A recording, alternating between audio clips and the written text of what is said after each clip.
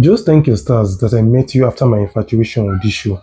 If not, you would have been rightfully named Drolta. Welcome to my channel. My name is Joseph and I'm a film fanatic. It delivered, guys. It actually came true, but do you think it was better than season 1?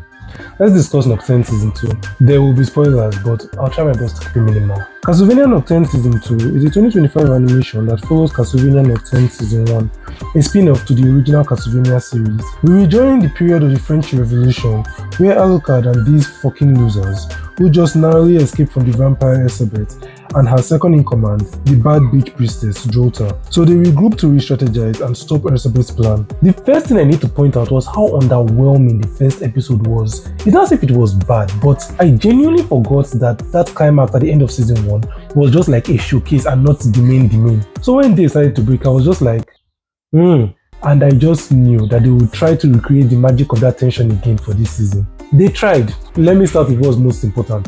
Drolta. Showing us Drolta's backstory and explaining her involvement in the whole thing was wow. Even as a strong black woman, killing a vampire by yourself, especially as a normal human being, is very impressive. Now that one called the game her mind, her dressing started going from this to this to this. I'm not even ashamed to say, I actually have a pet peeve whenever foreigners try to adapt African mythology into their stories.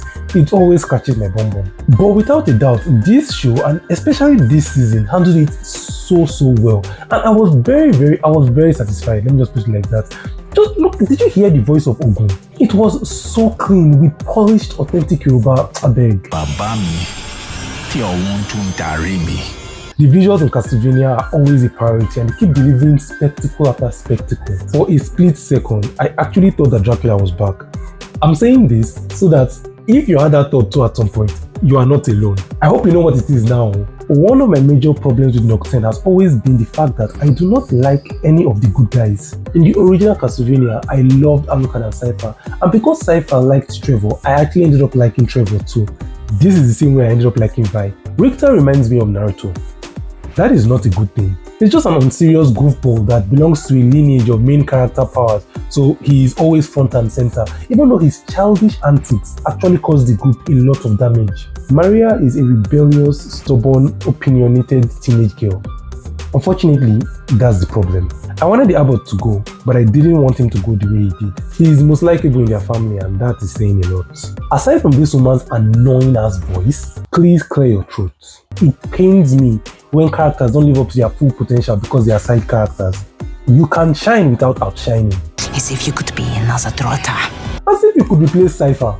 But this one is the madam of undershining. Whether you acknowledge it or not, she belongs to the same class of characters as Magneto, Toph, Gara. But she barely flexes it as much as she should, and every time she wants to fight, it is just 2 swords. Oguna gave her shield, which I thought would not mean 2 swords and a shield.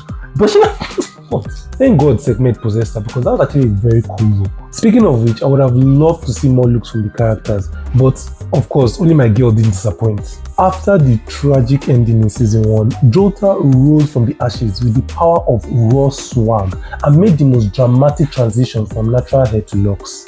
Is it in hell they gave her this bling? Time to focus on my boy. Alucard the season 1 finale made me want to run mad. I love how white he looks. I honestly believe it's because he doesn't take blood, probably takes like year-long beauty sleeps and doesn't come out in the sun like that, even though he can. Our boy does not play with that skincare routine. His sword is a character in his own and has more charisma than these fuckers. The way I went when he pulled out those daggers. Elizabeth was still a very good villain. It took 3 of them plus a god to take her down. It wasn't beans. If you take away nothing from her story, just reason this. No matter how talented you are, no company is ever going to reason you over their mission. They will spit you out like hot plantain the moment it's convenient for them. Also, season 2 was not as scary as season 1. I'm sorry, but season 1 of Castlevania Nocturne was just too much. I think that was the first time they actually showed us someone being turned into a vampire. They showed us a whole lot more feeling than they did in the original Castlevania. They just finished work. They not say season 2 was bad. It lived up to the standard, but season 1 was, like I said, just way better. I actually expected Orox to die. Good for him, sha. Now he can spend the rest of his life protecting Israel from making suicidal decisions. All in all, I genuinely feel the show ended well and gave a satisfactory ending to a lot of its major characters, while giving good story elements for a possible next season or a follow-up series. Hopefully Victor will be a mature man now. Hopefully, Maria has satisfied her obsession with the French Revolution, even though she is a well-fed, educated 16-year-old girl. By that time, she was basically upper class. In conclusion, I give this season a solid 9. I really pray we get a Nocturne story set in the 20th century very soon. You know what to do. Please like, subscribe and share. Please comment any movie or series you would like me to talk about. I really want to do Nollywood next. Call me No Sunshine, you will definitely see me soon.